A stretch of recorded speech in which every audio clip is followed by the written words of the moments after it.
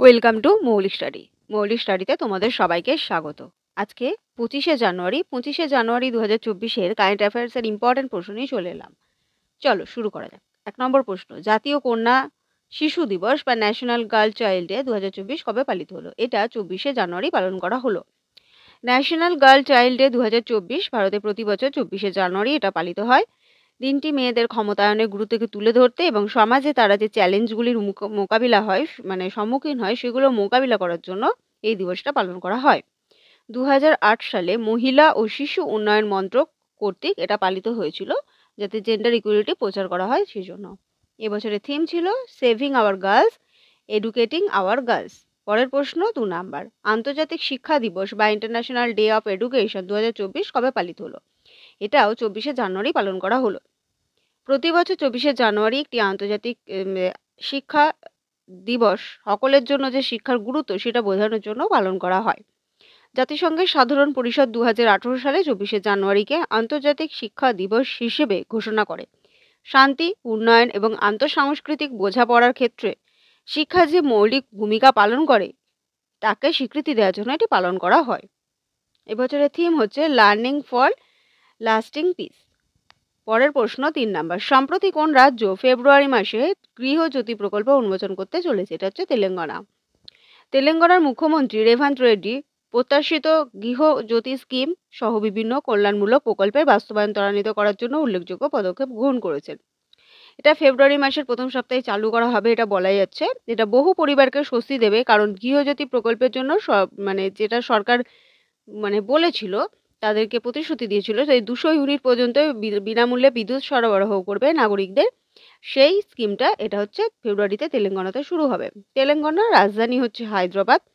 মুখ্যমন্ত্রী রেভান্ত রেড্ডি, রাজ্যপাল doctor Tamilisai Soundararajan, national park আশুরেড্ডি ন্যাশনাল পার্ক আর বনস্থলী ন্যাশনাল পার্ক। পরের প্রশ্ন 4 নাম্বার, সম্প্রতি পেট্রোলিয়াম মন্ত্রক কোন সংস্থার গ্রিন এনার্জি ইউনিটকে অনুমোদন দিয়েছে? এটা হচ্ছে ওএনজিসি অর্থাৎ Oil and Natural Gas Corporation Limited. Petroleum ও প্রাকৃতিক গ্যাস মন্ত্রক Oil and Natural Gas Corporation Limited green energy এবং গ্যাস সেক্টরে নিবেদিত একটি সহায়ক কোম্পানি গঠনের অনুমোদন দিয়েছে।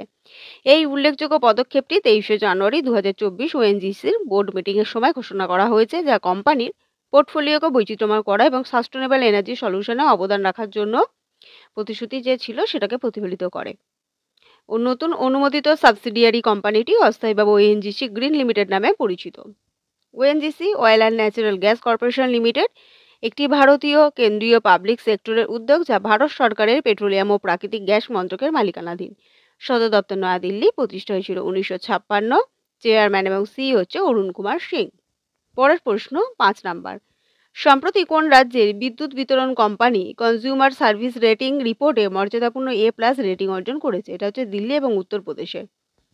দিল্লি এবং উত্তরপ্রদেশের 4টি বিদ্যুৎ বিতরণ কোম্পানি ডিসকমের সর্বশেষ কনজিউমার সার্ভিস রেটিং রিপোর্ট মর্যাদাপূর্ণ A+ রেটিং এটা অর্জন করেছে। বিদ্যুৎ মন্ত্রী R.K. সিং দ্বারা উন্মোচিত এই প্রতিবেদনটি সারা দেশে ডিসকমগুলির একটি বিস্তৃত মূল্যায়ন, যার লক্ষ্য গ্রাহকদের প্রতি তাদের জবাবদিহিতা বাড়ানো। মূল্যায়ন করা এই 62টি ডিসকমের মধ্যে দিল্লি শীর্ষস্থানীয় হিসেবে আবির্ভূত হয়েছে এবং A+ রেটিংও পেয়েছে, এবং সেখানে উত্তরপ্রদেশও আছে। দিল্লি রাজধানী হচ্ছে নিউ দিল্লি, মুখ্যমন্ত্রী অরবিন্দ কেজরিওয়াল, লেফটেন্যান্ট গভর্নর বিনয় কুমার সাক্সেনা। উত্তরপ্রদেশ রাজধানী হচ্ছে লখনৌ, মুখ্যমন্ত্রী যোগী আদিত্যনাথ, রাজ্যপাল আনন্দীবেন প্যাটেল। ন্যাশনাল পার্ক হচ্ছে দুধুয়া ন্যাশনাল পার্ক। পরের প্রশ্ন 6 নাম্বার, সম্প্রতি কোন দেশ $4.33 ট্রিলিয়ন মার্কেট ক্যাপ সহ বিশ্বব্যাপী চতুর্থ ইকুইটি মার্কেট হয়েছে? এটা হচ্ছে ভারত। ভারতের ইকুইটি মার্কেট হংকংয়ের হ্যাংসেংকে ছাড়িয়ে $4.33 ট্রিলিয়ন মার্কেট ক্যাপিটালের সাথে বিশ্বে চতুর্থ স্থানে উঠে এসেছে। এই উল্লেখযোগ্য মাইল ফলকটি ভারতীয় অর্থনীতির অগ্রগতিকে চিহ্নিত করে। এই র্যাঙ্কটি দেশটির শক্তিশালী অর্থনৈতিক অবস্থানকে তুলে ধরছে। $50.86 ট্রিলিয়ন মার্কেট ক্যাপ নিয়ে মার্কিন যুক্তরাষ্ট্রের বৃহত্তম স্টক মার্কেট হয়েছে। তারপরে 2 নম্বরে আছে চীন, তার হচ্ছে তোমার $8.44 ট্রিলিয়ন। আর জাপান আছে 3 নম্বরে $6.36 ট্রিলিয়ন। আর ভারত হচ্ছে $4.33 ট্রিলিয়ন। পরের প্রশ্ন 7 নাম্বার, সম্প্রতি সামরিক বাহিনীকে উন্নত করার জন্য কোন দেশ দেশীয় ড্রোন তাদের বহরে যুক্ত করেছে? এটা হচ্ছে ইরান করেছে।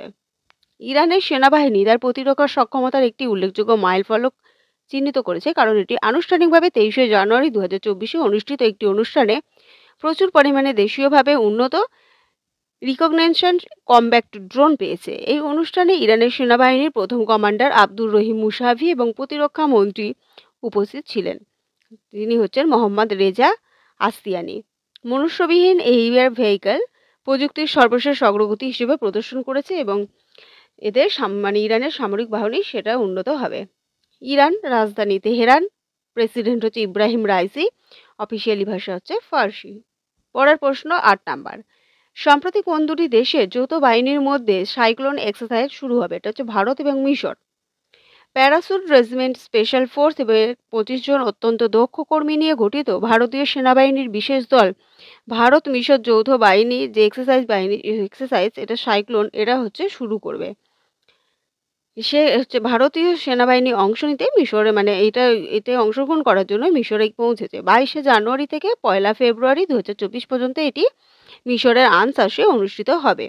যাতে দুই দেশের মধ্যে সম্পর্ক জোরদার করা হয়, একে অপরের অপারেশনাল পদ্ধতি বোঝার জন্য এটা ওই অপারেশনটা করা হচ্ছে। মিশর হচ্ছে পূর্ব আফ্রিকার দেশ, রাজধানী কায়রো, মুদ্রা হচ্ছে মিশরীয় পাউন্ড, প্রেসিডেন্ট হচ্ছে Abdel Fattah Hussein al Sisi, প্রধানমন্ত্রী মুস্তাক কামাল বদৌলি, মিশরের ভাষা হচ্ছে আরবি। পরের প্রশ্ন 9 নাম্বার। সম্প্রতি আইসিসি পুরস্কার 2023-এ কে ওডিআই দলের বর্ষসেরা অধিনায়ক মনোনীত হয়েছেন? এটা হচ্ছে Rohit Sharma. International cricket council ICC পুরস্কার 2023-এর অংশ হিসেবে পুরুষ এবং মহিলাদের জন্য বর্ষসেরা 5টি আইসিসি টিম ঘোষণা করেছে। আইসিসি পুরুষদের ওডিআই দলে 6 নম্বর স্থানে ভারতকে দেওয়া হয়েছে এবং রোহিত শর্মার নাম হয়েছে ক্যাপ্টেন হিসেবে 1 নম্বর। 11 দলের সদস্য। 5টি দলের যেগুলো আছে তার মধ্যে আইসিসি বর্ষসেরা পুরুষ মহিলা টি20, বর্ষসেরা আইসিসি পুরুষ মহিলা ওডিআই দল এবং বর্ষসেরা আইসিসি পুরুষদের টেস্ট দল।